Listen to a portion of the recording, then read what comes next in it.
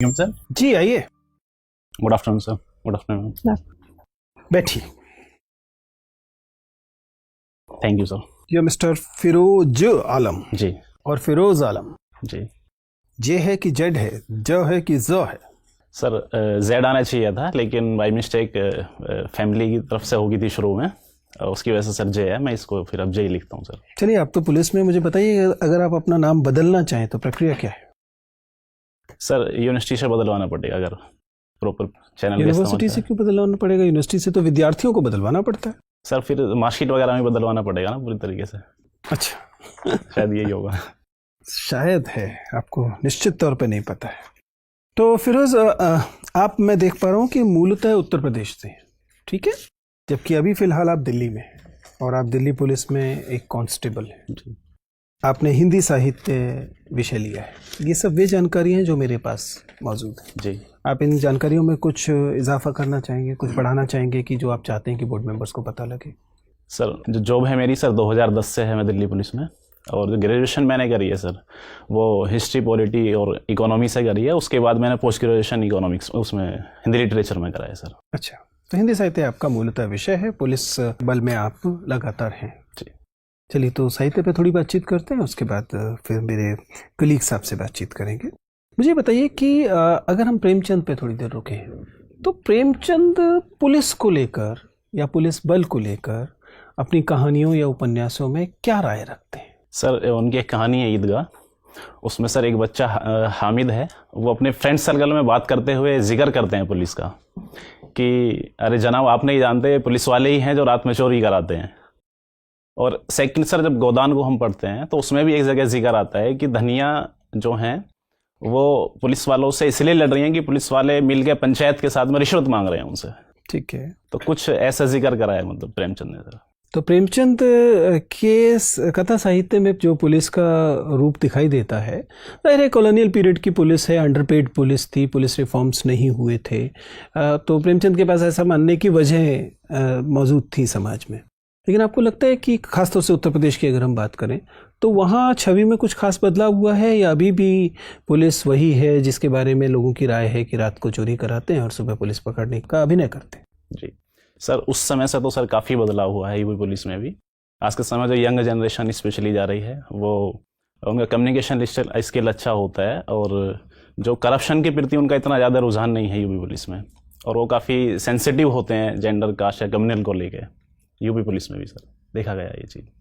ठीक है सर। फिरोज, आप काफ़ी लंबे समय से काम कर रहे हैं एज ए कांस्टेबल। आप आईपीएस क्यों नहीं बनना चाहते? आईएएस को फर्स्ट प्रेफरेंस क्यों दिया आपने? निश्चित रूप से सर, मैं आईपीएस चुनता तो मैं बेहतर काम कर पाता, लेकिन सर आईएएस में कार्य विविधता को देखते हुए मैंने सर इसलिए इसको चुना, क्योंकि मेरे पास ऑप्शन भी था चूज करने का, इसलिए मैंने सर मुझे लगता है 9-10 साल से आप इस सर्विस पे हैं जी, और इस सर्विस को बहुत बारीकी से आपने देखा होगा। अगर ये 10 साल का अनुभव सोचिए, आपने बहुत करीब से देखा होगा कि कहाँ करप्शन होता है, कहाँ मैं आईपीएस बन के दूर कर सकता हूँ, या मतलब कैसे ज़्यादा एफिशिएंट बना सकता हूँ।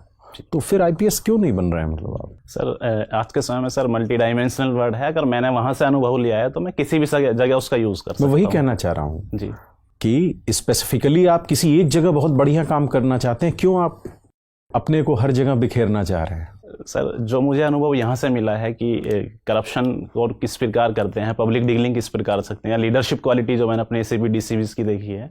अच्छा, एफआईआर और एनसीआर में डिफरेंस क्या होता है? जी सर, एनसीआर जो होता है वो नॉन कॉग्निजेबल ऑफेंस के लिए होती है एनसीआर, और जो एफआईआर होती है सर वो कॉग्निजेबल ऑफेंस के लिए होती है। क्या डिफरेंस होता है कॉग्निजेबल और नॉन कॉग्निजेबल में? सर, कॉग्निजेबल ऑफेंस होते हैं जैसे रेप, मर्डर, हत्या, जो गंभीर अपराध होते हैं, और जो छोटे मोटे अपराध होते हैं सर, जैसे गंभीर या संज्ञेय? हाँ, संज्ञेय अपराध सर।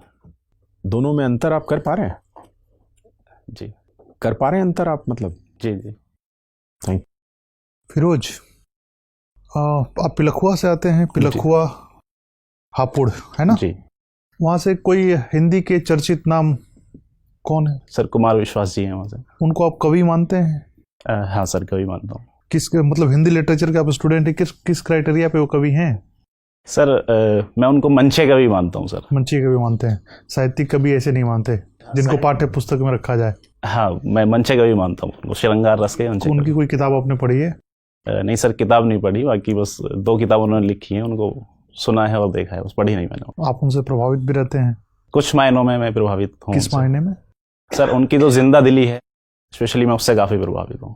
अच्छा, जिंदा दिली स्टेज पर जो दिखती है उनकी, वही ना? हाँ, स्टेज पे भी, और शायद मुझे लगता है कि जब वो अपनी लाइफ, जैसे अभी उनके पे एपिसोड बने थे, फिल्म में शूट हुए थे वे, उसमें भी काफ़ी मुझे लगा कि हाँ, से सीखने का बहुत कुछ है उनसे हमारे पास। ठीक है, हम लोग आते हैं विषय वस्तु पर। ये बताइए कि मेरठ के इलाके में गन्ना ज़्यादा उगाया जाता है, ऐसी कौन सी भौगोलिक परिस्थितियां हैं जिससे मेरठ गन्ने के लिए ज़्यादा उपजाऊ हो जाता है? सर गन्ने के लिए एक तो मृदा उपजाऊ चाहिए, सेकंड तो सिंचाई की व्यवस्था प्रॉपर चाहिए, थर्ड जो चाहिए वो तो ठीक है, लेकिन मेरठ में क्या क्या है इसमें से? सर एक तो गन्ना मिल्स आसपास काफ़ी ज़्यादा हैं, इसलिए तो गन्ना मिल तो इसलिए है क्योंकि गन्ना है ज़्यादा। जी जी। हाँ, गन्ना क्यों है? सर उपज गन्ने की पैदा करने के लिए जो भौगोलिक परिस्थितियाँ चाहिए सर, वो अनुकूल हैं वहाँ पर। तो ये मेरठ में अनुकूल है, उत्तर प्रदेश में और कहीं अनुकूल नहीं है? नहीं सर, उत्तर प्रदेश में और जगह भी हैं सर गन्ने की, पूर्वी यूपी में भी होता है गन्ना, इतनी तादाद पर नहीं होता जितनी डेंसिटी यहाँ पर तो है। यही तो कारण मैं पूछना चाह रहा हूँ आपसे। अच्छा ठीक है, ये बताइए कि दिल्ली के आसपास जो इंडस्ट्री आप देखते हैं, किस तरह की इंडस्ट्री है ये? सर एमएसएमई सेक्टर ज़्यादा है इधर, और इंफॉर्मेशन टेक्नोलॉजी IT सेक्टर ज़्यादा है सर आसपास में। क्या कारण है IT सेक्टर का दिल्ली में होने का, क्या कारण है? सर इजीली जो मैन फोर्स है वो अवेलेबल हो जाती है, और लाइट व्यवस्था, इंफ्रास्ट्रक्चर। आपको लगता है कि IT इंडस्ट्री के लिए मैन फोर्स का होना एक आवश्यक शर्त है? सर स्किल मैन फोर्स तो चाहिए ही। वो तो इंडस्ट्री जहाँ रहेगी मैन फोर्स तो वहाँ जाएंगे, सॉफ्टवेयर कंपनी का तो नियम यही है। NCR में सर जो रूल्स हैं सबसे अधिक मैन फोर्स तो बिहार और उत्तर प्रदेश से जाते हैं इंजीनियर बन के जी, लेकिन कंपनियां तो बेंगलोर में होती हैं जी। फिर सर गवर्नमेंट की कुछ पॉलिसीज भी हैं NCR में, तो क्या है? NCR की डेवलपमेंट को लेके कुछ टैक्स IT इंडस्ट्री के लिए क्या पॉलिसी है? सर एग्जैक्ट उसके बारे में पता नहीं। फिरोज, अभी जब आप सर से बात कर रहे थे तो मैन फोर्स यूज़ हो रहा है, वुमेन फोर्स नहीं होता? मैम सॉरी, वुमेन फोर्स भी होता है, लेकिन वुमेन फोर्स भी होता है। जी जी। तो फिर यूज़ क्यों करते हैं मैन फोर्स? मैम शब्द ऐसा ही बना हुआ इसलिए मैंने यूज़ कर दिया। तो शब्द को ही तो बदलना है, तभी तो सोच बदलेगी। जी जी, बदलना चाहिए। बदलना चाहिए। तो मुझे बताइए कि आप इस्लामिक कम्युनिटी से आते हैं, उस कम्युनिटी में वुमेन का स्टेटस कैसा है? मैम लिटरेसी रेट काफ़ी कम है वुमेन का, और जो पूंजी की जो मालिक हैं वो भी काफ़ी कम है वुमेन, और जो सोशली या इकोनॉमिकली काफ़ी वीक स्टेटस है उनका। क्या वजह है इनकी वीक स्टेटस होने की? मैम सोसाइटी का जो माइंडसेट है वो महिला, मैं सोसाइटी इन जनरल की बात नहीं कर रही, मैं पर्टिकुलरली इस्लामिक मुस्लिम कम्युनिटी की बात कर रही हूँ कि उस कम्युनिटी में क्यों स्टेटस कम है? मैम जो वुमेन है स्पेशली उनके लिए मॉडर्न एजुकेशन की सुविधाएं नहीं देते मुस्लिम कम्युनिटी, केवल इस्लामिक एजुकेशन तक ही उनको सीमित रखते हैं, और वहाँ से उनके लिए रोज़गार के साधन नहीं खुल पाते। सेकंड, उनको पर्दा प्रथा के लिए मजबूर करा जाता है कि वो पर्दा प्रथा में रहें, इस कारण भी वो आगे नहीं बढ़ पाती हैं। तो ये माइंडसेट कब चेंज होगा कि पर्दे से बाहर आना है? मैम जैसे सोसाइटी मॉडर्न एजुकेशन की तरफ बढ़ेगी, धीरे धीरे चेंज होता चला जाएगा। सोसाइटी एजुकेशन की तरफ बढ़ेगी। अभी एक मतलब कंट्रोवर्सी कहें या ट्रोलिंग कहें, AR रहमान की बेटी हैं, वो पर्दा रखती हैं, पढ़ी लिखी होंगी, ठीक ठाक पैसे वाले होंगे AR रहमान, वो बाय चॉइस करती हैं पर्दा, तो उन लोगों को मतलब वहाँ पे फिर कहाँ कमी रह गई? मैम उनका स्टेटमेंट आया था खदीजा का, उनकी बेटी का, उन्होंने बोला कि मैं बाई चॉइस रखती हूँ। बाई चॉइस कोई रख रहा है तो हमें कोई परेशानी नहीं है, परिधान की स्वतंत्रता है उनको, जो भी वो पहनना चाहती है, लेकिन अगर फोर्स करा जा रहा है तो बहुत गलत है।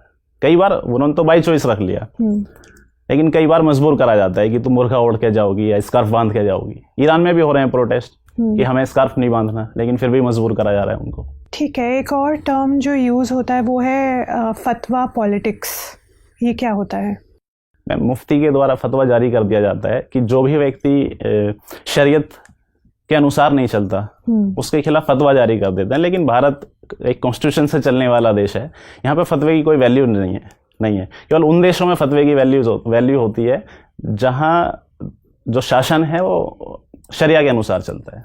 पर यहाँ तो हिंदुस्तान में भी हम आए दिन देखते हैं कि इमाम जो हैं वो कभी बोल देते हैं, फतवा जारी कर देते हैं लड़कियों के पहनावे को लेके। सानिया मिर्ज़ा के अगेंस्ट हुआ था, ठीक है, तो फिर क्यों, अगर उनकी कोई वैल्यू ही नहीं है तो फिर क्या देने का फ़ायदा फतवा? मैम वो कर देते हैं केवल अपनी लीडरशिप दिखाने के लिए, लेकिन उसका कोई मायने नहीं है भारत में।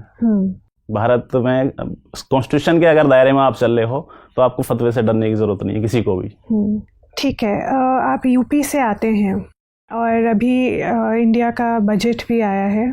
यूपी की एक स्कीम है जिसको लेके नेशनल लेवल पे इम्प्लीमेंट किया जाने वाला है इस बजट के तहत।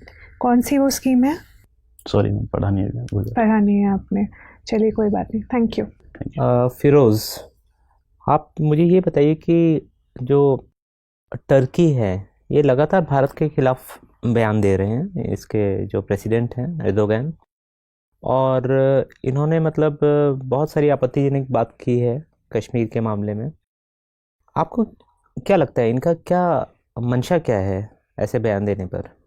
सर एक मंशा इनकी ये है कि ये मुस्लिम वर्ल्ड की लीडरशिप प्राप्त करना चाहते हैं। इन्होंने अभी CAA पे बयान दिया, 370 पे बयान दिया। तो सर इनकी मंशा जो है वो ये दिखाना चाहते हैं कि मैं मुस्लिम का प्रतिनिधित्व करता हूँ। अच्छा, अभी मुस्लिम जो अगर अंतर्राष्ट्रीय स्तर पे बात की जाए तो किस देश के पास प्रतिनिधित्व है इसका, मुस्लिम समाज का? हर देश अपने मुस्लिम्स का प्रतिनिधित्व स्वयं करता है, मेरा मानना है। बट इंटरनेशनल लेवल पे बात की जाए सर मुझे नहीं लगता कि कोई मुस्लिम्स का सऊदी अरब, आपको नहीं लगता कि? नहीं सर, मेरे को नहीं लगता। मुझे लगता है हर देश अपने मुस्लिम के लिए अलग पॉलिसी बनाता है और वो होनी भी चाहिए। अच्छा, ठीक है, तो आपको क्या लगता है कि जैसे टर्की कश्मीर के मामले में या भारत के आंतरिक मामलों में बोल रहा है, तो उसी तरीके से भारत को भी, क्योंकि वहाँ भी एक कर्डिश माइनॉरिटी है टर्की में, तो भारत को भी उनके लिए आवाज़ उठानी चाहिए, उनके ह्यूमन राइट्स को सपोर्ट करना चाहिए, शायद उन्हें किसी तरीके की मदद भी देनी चाहिए, जिससे कि टर्की को भी समझ में आए कि ये मतलब एक तरफा नहीं है, ये दोनों तरफ से ये खेल खेला जा सकता है। सर इसमें हम उनसे नेगोशिएट कर सकते हैं कि हमारे आंतरिक मामलों में तुम हस्तक्षेप मत करो, लेकिन ये बेहतर पॉलिसी नहीं रहेगी कि हम भी उनके आंतरिक मामलों में हस्तक्षेप करें, बल्कि हम और दूसरे रूट अपना सकते हैं। ट्रेड कम कर सकते हैं, कस्टम ड्यूटी बढ़ा सकते हैं उनके माल पे, या UNO में आवाज़ उठा सकते हैं। ये कुछ आप मुझे ये बताइए कि अभी US ने भारत को डेवलप्ड कंट्री मान लिया है, तो इससे क्या हमें खुश होना चाहिए या हमारे लिए चिंता का विषय है ये? सर ये हमारे लिए चिंता का विषय है। क्यों? कोई अगर आपको मतलब समझदार मान रहा है या मतलब विकसित मान रहा है तो इसमें दिक्कत क्या है? लेकिन सर हमें समझदार और विकसित माने, लेकिन हम है नहीं ना एक्चुअल में। हम तो चाहते हैं अभी तो हम सर चाहते हैं होना, हमारी कस्टम ड्यूटी बढ़ जाएगी, सब्सिडी हम नहीं दे पाएंगे एग्रीकल्चर वगैरह को, तो इसलिए सर हम तो लेकिन ये कब तक हम दूसरे से अपेक्षा रखेंगे कि हम काबिल नहीं हैं तो वो हमें छूट देते रहें? हम तो कभी फिर विकसित हो ही नहीं पाएंगे। सर निश्चित रूप से हम विकसित हो जाएंगे थोड़े समय बाद, लेकिन जब तक हमारी पर कैपिटा इनकम नहीं बढ़ जाती, GDP हमारी बहुत अच्छे स्तर पर नहीं पहुंच जाती, या एग्रीकल्चर सेक्टर हमारा, तो हमें मतलब क्या US से रिक्वेस्ट करनी चाहिए या हमें अपना को विकसित करने के ऊपर ध्यान देना चाहिए? बिल्कुल सर, विकसित करने के ऊपर ध्यान देना चाहिए हमें अपने। ठीक है, आप मुझे ये बताइए कि एंड टू एंड एन्क्रिप्शन क्या होता है? Sir end to end encryption में जो इन्फॉर्मेशन होती है सेंडर और रिसीवर के पास होती है, बीच में उसको कोई क्रैक नहीं कर सकता। अच्छा, आप तो पुलिस में हैं, इससे नुकसान क्या है? इससे सर नुकसान ये है कि जो हमारी इंटेलिजेंस एजेंसीज हैं वो इन्फॉर्मेशन को इजीली कलेक्ट नहीं कर पाएंगी। जैसे अभी फेसबुक है या व्हाट्सएप है, उनकी इन्फॉर्मेशन के लिए हमें डिमांड करनी है। रोक देना चाहिए, मतलब क्या किस तरफ है आप? ये एंड टू एंड एन्क्रिप्शन को अलाउ करना चाहिए, इसको रोक देना चाहिए? नहीं सर, अलाउ करना चाहिए, लेकिन थोड़ी सी परमिशन होनी चाहिए इंटेलिजेंस एजेंसी के पास में कुछ इश्यूज को, कुछ कंडीशंस में। ठीक है, अच्छा मुझे ये बताइए कि क्या बेल एक अधिकार है? सर कुछ मामलों में राइट्स है ये। अच्छा, मेरा आखिरी सवाल आपसे ये है कि पुलिस का अत्याचार या पुलिस पर अत्याचार, इनमें से कौन सी चीज़ पे कम ध्यान दिया जाता है? सर दोनों ही चीज़ पे ध्यान दिया जा रहा है वैसे तो, लेकिन ज़्यादा ध्यान इस पे दिया जाता है कि जो पुलिस अत्याचार करती है, लेकिन जो पुलिस पे अत्याचार होते हैं उसको। फिरोज मैं आपकी सर्विस चॉइसेस को समझने की कोशिश कर रहा हूँ। आपने लिखा कि आपको घर परिवार के साथ समय बिताना अच्छा लगता है, तो शायद ये एक वजह रही होगी जिससे कि आपने फॉरेन सर्विसेज को इतनी कम महत्व दिया है, जबकि देश की कुछ सबसे प्रतिष्ठित सेवाओं में से है। लेकिन अगर यह सिद्धांत भी माना जाए तो फिर ये नहीं समझ में आता कि आप अंडमान निकोबार सर्विस को तो इतना ऊपर महत्व दे रहे हैं कि आपने सारी सेंट्रल सर्विसेज को छोड़कर इस ग्रुप बी सर्विस को वरीयता दी है। आप इतने कॉम्प्लिकेटेड निर्णय प्रक्रिया को क्यों अपना रहे हैं? सर, इसका कारण फैमिली नहीं था। जो जिस क्राइटेरिया पे मैंने इसको पीछे रखा उसका एक कारण ये था कि जो प्रतिनिधित्व देश का करने के लिए फ्लुएंट इंग्लिश चाहिए, मुझे अपने बैकग्राउंड से और अभी तक के स्टडी करने के बावजूद ये महसूस हुआ। दुनिया के कितने देश अंग्रेजी बोलते हैं? आपको जिन देशों में स्थापित किया जाएगा वहाँ अंग्रेजी भाषा होगी तो जरूरी नहीं है। आधी दुनिया तो स्पेनिश और फ्रेंच के भरोसे चलती है, वो तो किसी को नहीं आती भारत। दूसरा कारण सर इसमें ये भी रहा, जब मैं इसको 15 नंबर पर मैंने इसको भरा कि जब मेरे पास ऑप्शन है ऑलरेडी देश में ही काम करने का अपने ही देश के लिए, फिर आपने डेनिक्स क्यों भरा? वो तो आपको अंडमान निकोबार पर टक देंगे। पिलखुआ वालों को तो स्पेलिंग करने में भी दिक्कत होगी। देश ही तो अंडमान निकोबार भी, चाहे कितनी दूर सही, अपने देश में ही तो काम कर रहे हैं हम। तो फिर आपने ग्रुप बी सर्विस को ग्रुप ए की सर्विस से ऊपर क्यों रखा? सर कुछ सर्विस ऐसी थी जो दिल्ली में इजीली अवेलेबल थी, मैंने कुछ इसलिए सर उनको ग्रुप बी को नहीं, लेकिन ऐसी कई सारी सर्विसेज जिनमें अधिकतर समय आपको दिल्ली में रहना होगा, उन्हें आपने नीचे रखा है। आर्मी हेडक्वार्टर सर्विसेज हैं या सेंट्रल सेक्रेटरीट की जो सर्विसेज हैं, उन सब में तो आप लगातार दिल्ली में रहते हैं, उन्हें भी आपने महत्व नहीं दिया। उसकी जगह पे आपने डेनिक्स जैसी सर्विस को रखा जो कि एक ग्रुप ही सर्विस है। सर दानिश इसलिए रखा कि मैं ऑलरेडी पुलिस में काफी समय मैंने बिताया है। लेकिन आईपीएस के दौरान आपने इस तर्क को स्वीकार नहीं किया था। मैंने उसमें सर जब आईएएस के लिए मैंने फर्स्ट प्रेफरेंस थी, उसकी कार्य विविधता देखी, उसके बाद फिर सर सेकंड मैंने आईपीएस रखा और आईआरएस रखने के बाद फिर मैंने सोचा कि मैं किसको रखूं। फिर मेरे यहाँ पे कि मेरे 10 साल का वर्क एक्सपीरियंस मुझे काम आए, इसलिए मैंने दानिश को ऊपर रखा सर। आप बहुत कंफ्यूज हैं। फिरोज, आप ओबीसी हैं? EWS sir. ईडब्ल्यूएस है। अभी हाल में सरकार ने जो ये सीमा है आय की, इसे ओबीसी के मामले में बढ़ाने की बात की है, जबकि लगता ही है कि शायद ये और कम की जानी चाहिए थी। सुना है कि 11 से 12 लाख की आमदनी शामिल की जाएगी। जाहिर है कि फिर ईडब्ल्यूएस में भी की जाएगी। आपको क्या लगता है कि यह है कदम एक सकारात्मक कदम है या यह है रिप्रेजेंटेशन को इलीट्स तक सीमित कर देगा? सर मुझे लगता है कि 8 लाख की इनकम जो क्रीमी लेयर की सीमा है वो बिल्कुल अभी फिलहाल की स्थिति में बिल्कुल ठीक है सर। उससे अगर ऊपर हम इसको बढ़ाते हैं तो मुझे लगता है कि रिजर्वेशन उन लोगों को भी मिलेगा जिनको ज़रूरत नहीं है रिजर्वेशन की। 8 लाख की सीमा सर इस समय बिल्कुल ठीक लगती है। ठीक है, फिर आपसे बात करके अच्छा लगा। आप जा सकते हैं। Thank you. Thank you.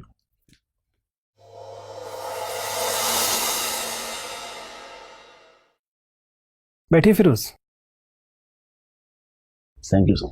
जी फिरोज, आपके हिसाब से दो चीज़ें बताइए। एक तो पिछले इंटरव्यू से आपके इंटरव्यू में जो चेंज है वो आपके हिसाब से कितना पॉजिटिव चेंज है, और दूसरा कौन से एरियाज अभी आपको लग रहे हैं कि सर अभी काम करना बाकी है? सर कंट्रोवर्शियल जो इश्यूज हैं उन पर सर मेरी अच्छा स्टैंड नहीं मुझे लगता अभी भी कि मैं बहुत अच्छा स्टैंड ले पा रहा हूँ। सेकंड सर अभी भी मुझे यूपी को लेके काफ़ी कम तैयारी है, तो मुझे उस पर सुधार करने की ज़रूरत है। फिरोज, मुझे आपका पिछला इंटरव्यू याद है। मुझे दो चीज़ें इसमें चिंताजनक लग रही हैं।